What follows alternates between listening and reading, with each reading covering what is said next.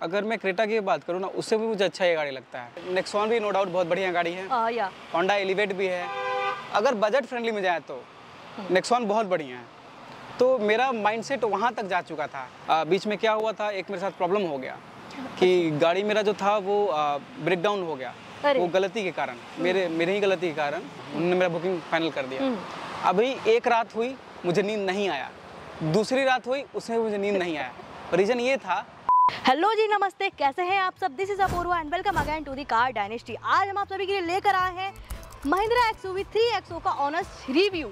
आज जानेंगे इस वीडियो में कि आखिर आपके लिए ये कार कैसी है, माइलेज से लेकर परफॉर्मेंस तक की सच्चाई इनके ऑनर से जानेंगे। और साथ ही 3XO की मेजर एक्सीडेंट होने से बची है, तो जानेंगे लेवल 2 एडास फीचर ऑनर के लिए कितना हेल्पफुल रहा।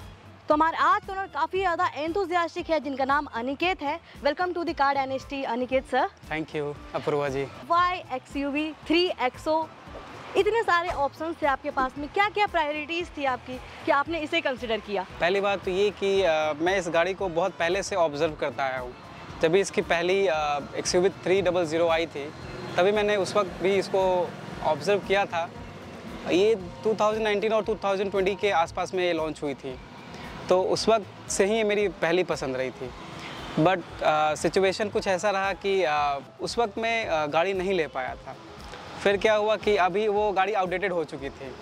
तो आउटडेटेड होने के बाद अभी मेरे को ज़रूरत तो था गाड़ी का, तो गाड़ी में मुझे छोटी गाड़ी ही लेनी थी, क्योंकि बड़ी गाड़ी तो ऑलरेडी घर में है मेरे पास। तो मैं सर्च किया कि कौन सा गाड़ी लूँ। तो सर्च करने के दौरान मेरे पास कई सारी गाड़ियों का मैंने देखा, जैसे कि क्रेटा थी। फिर क्योंकि क्रेटा भी छोटी गाड़ी में से आता है, ऐसा भी कुछ नहीं है कि वो एक बड़ा SUV है, जो भी है वो मिड साइज़ है। तो एक क्रेटा थी, फिर नेक्सॉन भी मैंने देखा, टोयोटा का हाईराइडर देखा, एलिवेट देखा। वो मैंने बस रिसर्च किया, मैंने शोरूम विजिट नहीं किया। ओके। क्योंकि सारी चीज़ें तो ऑनलाइन है ही। एग्जैक्टली। तो वो चीज़ें मैंने वहाँ पे सर्च किया, तो जिसमें मुझे कई गाड़ियों से बहुत कुछ पता चला। बट मेरी जो रिक्वायरमेंट थी, वो रिक्वायरमेंट यही गाड़ी फुलफ़िल कर रही थी। क्योंकि मेरी रिक्वायरमेंट थी कि मुझे एक माइलेज अगर मिल जाए थोड़ा तो ज़्यादा बढ़िया है। दूसरा चाहिए था मुझे कि सेफ्टी, क्योंकि सेफ्टी सबसे ज़्यादा मेरे लिए फर्स्ट प्रायोरिटी रहा है। होनी भी चाहिए, कोई भी कार ले रहे हैं तो सेफ्टी प्रायोरिटी होनी ही चाहिए। तो मेरा पहला चीज़ था कि मुझे सेफ्टी मिलना चाहिए। उसके बाद फीचर्स आते हैं। तो फीचर्स में जैसे मुझे कि टायर चाहिए था, कि मुझे अच्छी प्रोफाइल की टायर होनी चाहिए। फिर अभी गाड़ी में अगर आप बैठते हैं तो एक पैनोरामिक सनरूफ होना चाहिए, एयर बैग हो, 6 एयर बैग हो मिनिमम, वो चीज़ चाहिए, ABS हो, डिस्क ब्रेक हो चारों टायर में, और भी बहुत सारे फीचर्स जो कि एक गाड़ी में आती है। वो मुझे कहने का मतलब कि मुझे सारी चीज़ें चाहिए थी। तो वो चीज़ें आपको मिल रही थी इसके अंदर? हाँ, 100% तो नहीं बोल सकते हैं, बट हाँ वो मुझे मिली। क्योंकि अभी सबको पता है कि 100% कोई परफेक्ट होता नहीं है, 100% किसी को कुछ मिलता नहीं। बट फिर भी मेरी जो रिक्वायरमेंट थी उसको ये बहुत अच्छे से मैच की। क्योंकि और भी गाड़ियाँ थी, तो मैंने उसको डीपली देखा, रिसर्च किया, तो उसमें मुझे कुछ चीज़ें नहीं मिली। तो इसी कारण मैंने इसको चूज़ किया। समझ गई मैं, आपने काफ़ी डीप रिसर्च करके इसे लिया है। तो ये आप मुझे ये बताएं, इसके बाद इसकी वेरिएंट कौन सी हो गई, पेट्रोल और डीजल? मैम ये जो मॉडल है ना, वो AX7L है। ये डीजल मैनुअल है। AX7L सबसे टॉप मॉडल हो जाता है आपका। ये डीजल में है और मैनुअल है। तो डीजल लेने का कहीं ना कहीं एक माइंडसेट था कि माइलेज अच्छी मिलेगी आपको? बिल्कुल, यही पर्पस था मेन। ऑलराइट, मैनुअल और ऑटोमेटिक? मैनुअल। ओके। इसके बाद से मैं आपसे जानना चाहूँगी, इंजन परफॉर्मेंस को लेकर सवाल आता है। इसकी इंजन परफॉर्मेंस कैसी, वो पंच मिलता है, मज़ा आता है कार चलाने में? मैम अभी ये गाड़ी नई है, तो अभी मैं इसको 90 तक मैं लेकर के गया हूँ, 92, 95। क्योंकि जैसा कि होता है कि अभी नया गाड़ी है तो थोड़ा सा आराम से चलाना पड़ता है। अभी तो अप्रॉक्स 1800 किलोमीटर एग्जैक्ट चल चुका है गाड़ी मेरा। तो मैं अभी लिमिटेड स्पीड में ही इसको ऑब्जर्व किया हूँ चला करके। मुझे लगता है कि जब इंजन इसका सेट हो जाएगा बढ़िया से, तो फिर अच्छी परफॉर्मेंस मिलेगी फिर। हाँ, अभी तो मतलब एक्सेलरेशन वगैरह बहुत तेज़ है, क्योंकि अगर मैं ना इसके एक्सेलरेटर में पैर बस होटल देते हो तो हाँ भागती है। दूसरा चीज़, अगर मैं रखे हुए रहता हूँ ना, तो कब 40 से 70 पहुँच जाती है पता नहीं चलता है, क्योंकि स्मूथ चलती है, इसीलिए कुछ पता नहीं चलता है क्लियर। तो ये वो मुझे ओडोमीटर में देखना पड़ता है कि कितना गया। अरे वाह। तो फिर मैं स्पीड कम करता हूँ, क्योंकि पटना की रोड की मैक्सिमम स्पीड 80, तो 80 से अबव है नहीं, बिल्कुल नहीं है। इसके अलावा आपसे मैं जानना चाहूँगी, आपने मुझे बताया कि आपकी XUV 300 हाँ। जो आती थी वो आपकी पहली प्यार थी, कहीं ना कहीं उसी को देखते हुए आपका XUV 3XO को लेने का माइंडसेट बना। हाँ। मान लीजिए अभी अपग्रेडेशन नहीं आता इसके अंदर, रिप्लेसमेंट नहीं आता 300 को लेकर 3XO को, तो आप 3XO के ऊपर ना जाकर 300 के ऊपर जाते? नहीं मैम, क्योंकि वो आउटडेटेड हो गई थी, उसका सारा कुछ वो आउटडेटेड था। अभी अगर देखा जाए तो उससे और भी अच्छी गाड़ियाँ आ चुकी थी मार्केट में, और अच्छी गाड़ियों का मतलब है नेक्सॉन भी नो डाउट बहुत बढ़िया गाड़ी है, होंडा एलिवेट भी है। अगर बजट फ्रेंडली में जाए तो नेक्सॉन बहुत बढ़िया है। तो मेरा माइंडसेट वहाँ तक जा चुका था कि अभी ये लॉन्च नहीं हुआ है, क्या करे, गाड़ी लेने का बहुत मन है। फिर मैंने अपने आप को रोका, चलो कुछ और वेट कर लेते, कुछ दिन और वेट कर लेते हैं, तब जा कर के ये लॉन्च हुई। बट अदरवाइज मैं XUV 300 को नहीं ऑप्ट करता इस टाइम पे, क्योंकि ये आउटडेटेड हो चुकी थी। आपकी बातों से लग रहा है आपने काफ़ी ज़्यादा वेट करा है इसके लिए। हाँ मैम, मैंने वेट किया है। उसके अलावा मैं आपसे जानना चाहूँगी, फ़िलहाल अभी तक फ्यूल इकॉनमी आपको क्या मिल रही है सिटी पर और एज वेल एज हाईवे पर भी? मैम मेरा एग्जैक्ट जो सिटी का माइलेज है वो आपको अभी ओडोमीटर स्पीडोमीटर पे दिख जाएगा, बट मेरे को अभी जो दिया है, मैं अभी तक सिटी में ही चला हूँ, ठीक है, हाईवे पे अभी मैं नहीं चला। बट अगर देखा जाए तो अपना पटना में मरीन ड्राइव है, तो मरीन ड्राइव पे मेरा गाड़ी का इकोनॉमी दिया था 21.6, बट ट्रैफिक में एनी टाइम अभी आपको 18+ देता है मुझे, एनी टाइम। अभी आपको स्पीडोमीटर में भी दिख जाएगा वो चीज़ कि फिलहाल माइलेज से संतुष्ट है? 100% मैम। लेकिन ये होता है ना कि किसको ज़्यादा नहीं चाहिए। अभी मैं एक्सपेक्ट करता हूँ कि मुझे और थोड़ा 1-2 ज़्यादा मिल जाए तो मेरे लिए ज़्यादा बढ़िया है, तो वो एक्सपेक्टेशन सबका वो रहता है। हाँ, फुलफिल होगी धीरे धीरे। अभी चलिए हाँ, कितनी अभी है? तो सर्विस भी नहीं हुई, तो वो मोस्ट प्रोबेबली वो 20 तक चली जाएगी मेरे हिसाब से, जो कि मेरे लिए बहुत बढ़िया है। ऑल राइट, इसके बाद आगे बढ़ते हैं तो मैं आपसे पूछना चाहूँगी, नो डाउट काफ़ी ज़्यादा स्टनिंग है, अपीलिंग है 3XO। अगर हम लोग इसको रोड प्रेजेंस की बात करें तो काफ़ी कमाल की लग रही है अभी रोड पे ये, तो कहीं ना कहीं ये भी एक इसके तरफ भी रीज़न था बढ़ने का? मेरा जो पहला मतलब प्रायोरिटी था कि वो सेफ्टी रेटेड होना चाहिए गाड़ी, तो सेफ्टी रेटेड थी। दूसरा चीज़ की मतलब इसका जो फीचर है वो फीचर मेरे रिक्वायरमेंट को मैच करती थी, तो वो भी एक चीज़ थी। इसमें आपको सनरूफ वगैरह तो खैर वो एडिशनल फीचर है, वो तो आपको बस एंजॉयमेंट पर्पस की वजह से, तो वो कुछ खास है नहीं। डिज़ाइन एलिमेंट आपकी सेकंड प्रायोरिटी थी? हाँ, डिज़ाइन मेरी सेकंड प्रायोरिटी थी, बट डिज़ाइन मुझे 100% सेटिस्फाइड किया। इसके बाद से मैं आपसे जानना चाहूँगी बेसिकली ग्राउंड क्लियरेंस वगैरह को लेकर कहीं पर भी अभी तक कुछ भी प्रॉब्लम आई है? ब्रोकन रोड्स पे आपको लगा कि गाड़ी स्ट्रगल कर रही है निकलने में? नहीं मैम, अभी तक तो मुझे कुछ ऐसा नहीं हुआ है, क्योंकि मैंने मैंने तो सिटी में ही चलाया है। सिटी में भी जाहिर सी बात, सिटी में ही तो रफ रोड्स रहते हैं, क्योंकि हाईवे पे तो चलिए रोड बढ़िया है, तो सिटी में मुझे कहीं भी कोई स्ट्रगलिंग नहीं फील हुआ, कहीं भी मैंने कुछ खास हार्ड पुश नहीं किया एक्सीलेटर को, आराम से निकलती है गाड़ी। सस्पेंशन वगैरह की बात करें, शॉकर की बात करें तो बहुत कंफर्टेबल है, जैसे कि जो भी गाड़ी पहले आती थी उससे ज़्यादा बढ़िया है। क्योंकि पहले लोगों का कंप्लेंट था जैसे कि XUV 300 में कि ये गाड़ी जो है थोड़ा सा इसका शॉकर सस्पेंशन वैसा नहीं है, फील होता है लोगों को। हाँ, कंफर्ट नहीं दे रहा है, बट अभी मुझे 100% कंफर्ट दे रहा है, कोई ऐसा दिक्कत नहीं है मुझे अभी। फैमिली बैठी है कार के अंदर? हाँ बिल्कुल। उन्हें कैसी लगी है कंफर्ट वाइज? देखिए, फैमिली डिपेंड करता है किस तरह का है। एक फैमिली होती है डिमांडेड फैमिली, एक फैमिली होती है कि अपने रिक्वायरमेंट को देख करके उसके हिसाब से एक्ट करती है, तो हमारी फैमिली वैसी है। लेकिन जब भी वो गाड़ी में बैठे तो उनको 100% सेटिस्फाइड किया, क्योंकि ये गाड़ी में चाहिए ही क्या लोगों को।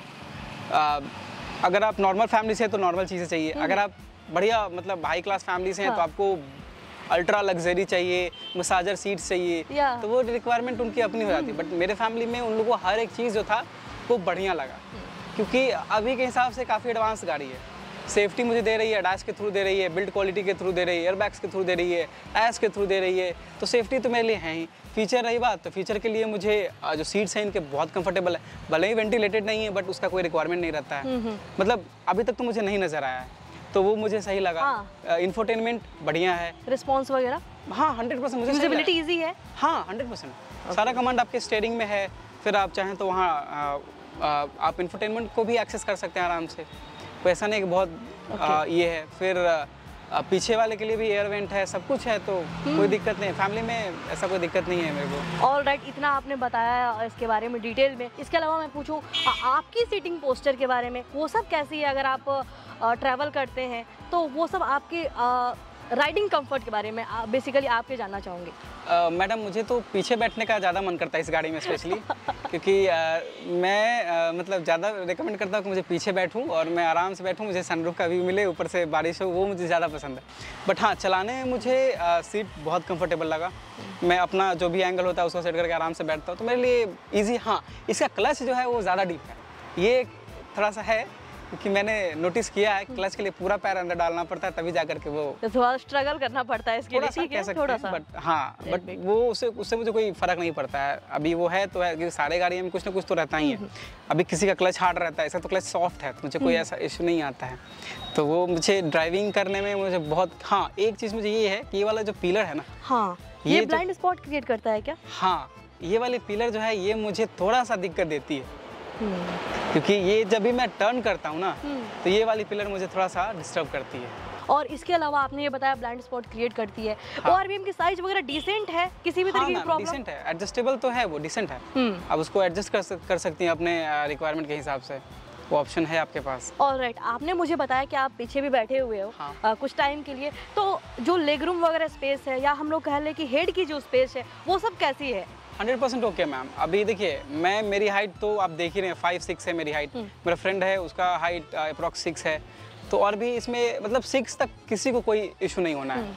6 अबव रहेगा तो शायद थोड़ा मतलब हेयर टच हो, बट उससे ऐसा कुछ दिक्कत नहीं है पीछे। कितने लोग बैठ पाएंगे इजीली, कुछ बता पाएंगे? मैम पीछे तो देखिए, ये 5 सीटर गाड़ी है, बट पीछे 2 ज़्यादा कंफर्टेबल रहेंगे। एक अगर बच्चे हैं मतलब या 18 ईयर्स के हैं, कंफर्टेबल फिर, हाँ तो वो भी कंफर्टेबल रहेंगे। बट हाँ, अगर 3 हेल्दी लोग बैठेंगे पीछे, तो 3 हेल्दी लोग नहीं बैठ पाएंगे। हाँ, तो शोल्डर रूम थोड़ी कम ही होगी, समझ गई मैं। हेडलाइट्स की परफॉर्मेंस कैसी है, एज वेल एज इसकी ब्रेकिंग की अगर हम लोग तरफ जाए, डिस्क ब्रेक मिल जाते हैं चारों में इसको, तो ब्रेकिंग का रिस्पॉन्स कैसा है?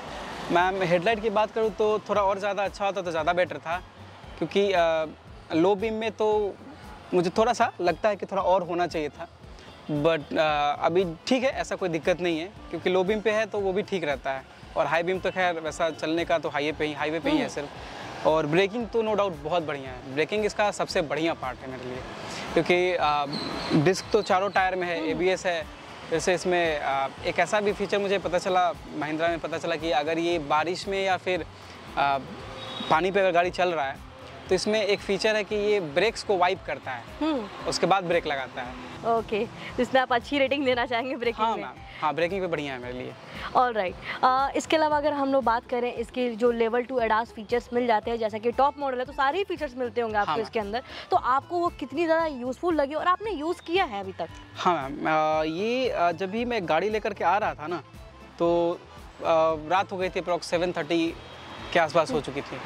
तो उस वक्त हमें नहीं पता था कि क्या क्या ऑन है, क्या नहीं ऑन है। तो जब भी पटना जैसे शहर में रोड थोड़ा ज़्यादा पतला है, तो क्या है कि गाड़ी लेकर के हम लोग आ रहे थे, तो हमारे पीछे भी कई गाड़ियाँ हैं, हमारी फैमिली में भी गाड़ी थी।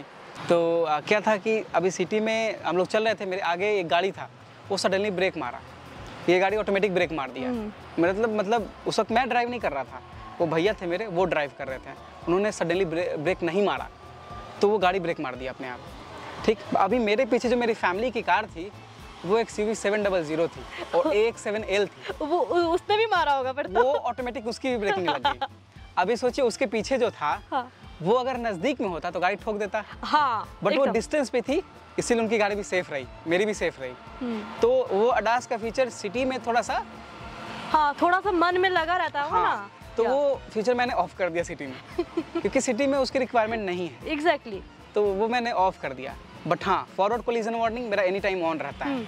और दूसरी चीज़ कि मेरे लिए ये चीज़ अडास का फीचर होना बहुत ज़्यादा ज़रूरी इसीलिए भी था, क्योंकि मैंने जो गाड़ी चूज़ किया था, मुझे ऑटोमेटिक लेना था। AX7 है जिसमें आपको ऑटोमेटिक मिलेगा, बट उसमें अडास नहीं है, 360 कैमरा नहीं है। ओके, ठीक है, और आपको ऑटो होल्ड नहीं है। दोस्त लोगों से रिकमेंडेशन लिया कि क्या करूं भाई, मेरा पहला पसंद तो यही है। तो उन्होंने बोला कि देख भाई, तू ऑटोमेटिक ले। हमने उनको शोरूम वाले को बोल दिया कि सर मुझे AX7 चलेगा।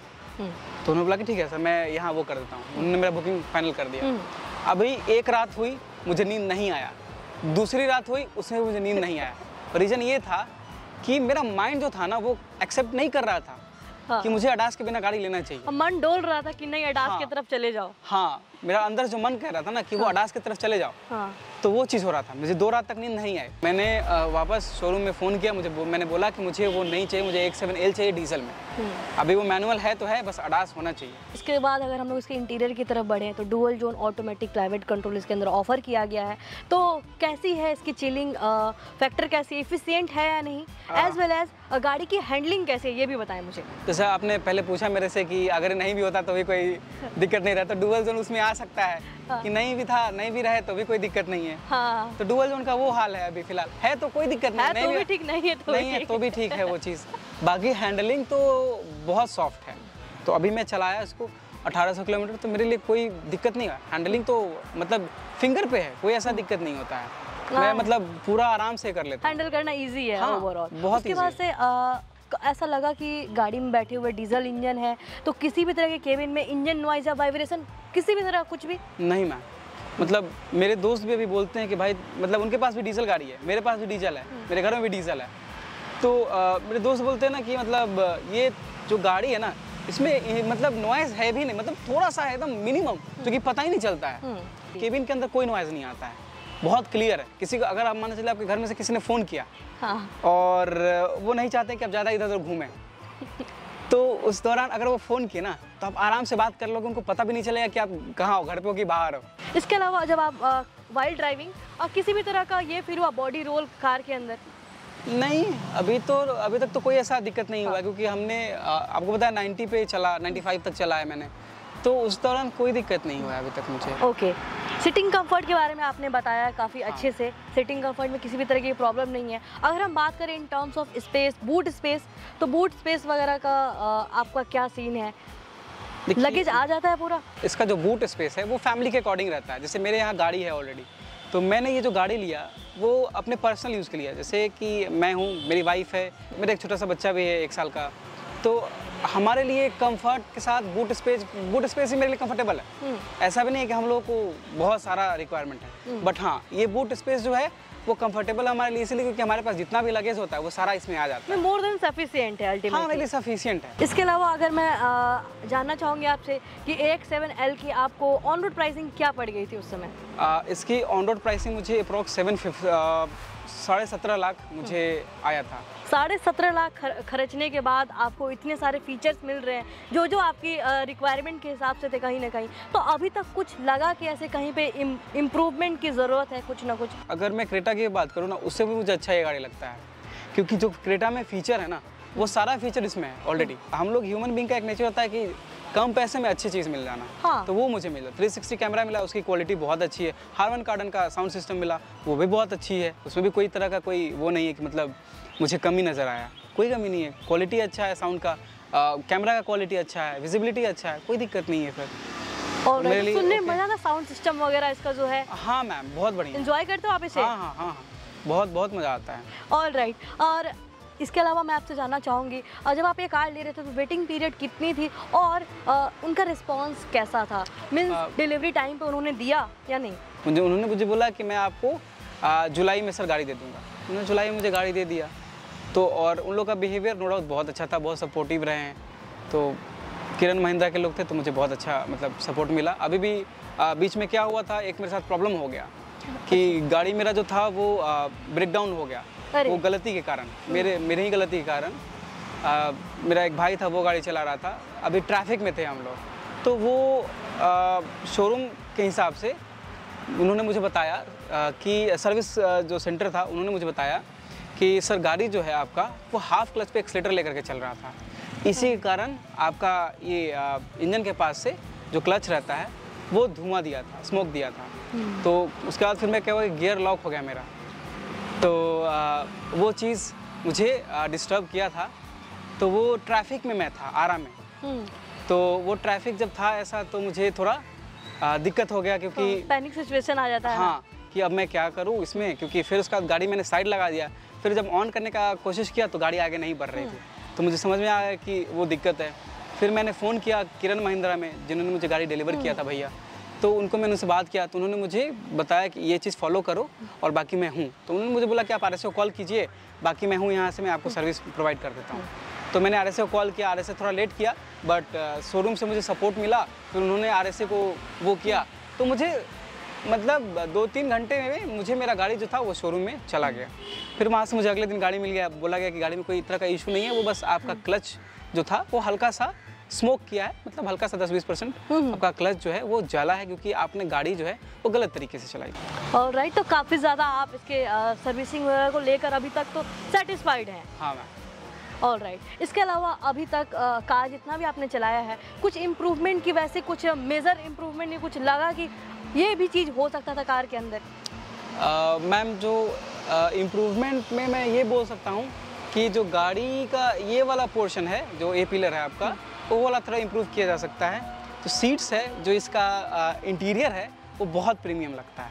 तो ये जो कलर है ना इंटीरियर का, वो कलर मेरे लिए बहुत ज़्यादा वो तो वो अगर कलर कोई और कलर में रहता है, जैसे कि अगर माने चले कि बीज कलर में रहे या क्रीम कलर में रहे, तो वो थोड़ा सा मैनेजेबल रहता है, बट ये प्योर वाइट है। मेंटेन करना थोड़ा मुश्किल है, नो डाउट। बाकी कैमरा वाला ये क्वालिटी वगैरह तो अच्छी है ना कार की? हाँ मैम, गाड़ी का आपका कैमरा, अडास का फीचर, ये सारा कुछ मुझे 100% ओके लगा। मुझे कोई तरह का कोई दिक्कत नहीं हुआ अभी तक। ऑलराइट, क्योंकि मैं जो हूँ, मैं एनी टाइम मैं कभी कभी कैमरा ऑन करके भी गाड़ी चला देता हूँ लो स्पीड पे, क्योंकि हाई स्पीड पे चलता नहीं वैसे। ऑलराइट, तो ये चीज़ें हैं। सो ओवरऑल अगर मैं बात करूँ, आप अपने कार को 10 में से कितना रेटिंग देना चाहेंगे? मैं तो ऑब्वियसली इसको 8.5 दूंगा, क्योंकि मेरा रिक्वायरमेंट है और मेरा रिक्वायरमेंट को मैच करता है, तो मेरे लिए परफेक्ट। और जो नंबर आपने कट किया है वो भी बता दीजिए, वो किस लिए कट किया है? वो मैंने कट किया है इसके लिए किया है, हाँ। इंटीरियर थोड़ा सा वो रहता है, तो थोड़ा सा उसके लिए कलर मैनेज कर पाते हैं आप? हाँ, तो बस यही सारा चीज़ है, बाकी तो मुझे कुछ ऐसा नहीं लगा है। और आपने लाइट्स के अंदर वेंटिलेटेड सीट भी अगर मिल जाए, जैसे क्या होता है कि एक्सपेक्टेशन जो है थोड़ा वो हाई रहता है किसी भी का, किसी का भी हाई रहता है, तो उस प्राइस पॉइंट पे आपको वो चीज़ें उतना सारा नहीं मिल पाता है ना। लाइट्स ठीक है, बट हाँ इस पे भी अगर देखा जाए तो थोड़ा सा और इम्प्रूवमेंट होता है, बट ठीक है, बढ़िया, कोई दिक्कत नहीं है। चलिए, आपको और क्या चाहिए? आपकी ये ड्रीम कार है और सारी प्रायोरिटीज को फुलफिल कर रही है, जितनी भी रिक्वायरमेंट्स थी। हाँ, ऐसे ही आप अपने कार से खुश रहिए Aniket sir, and drive safe. Thanks for coming. Thank you. तो ये था हमारा आज का detail honest review on Mahindra 3XO। I hope आपको वीडियो काफ़ी ज़्यादा इन्फॉर्मेटिव लगा होगा। एंड हाँ, आपके जो भी डाउट्स आप कमेंट्स में ज़रूर बताइएगा। एंड हाँ, देर किस बात की है, वीडियो अगर अच्छी लगी हो तो वीडियो को लाइक कीजिए, चैनल को सब्सक्राइब कीजिए। मिलते हैं नए एक्साइटिंग वीडियो के साथ में। जय हिंद, जय भारत।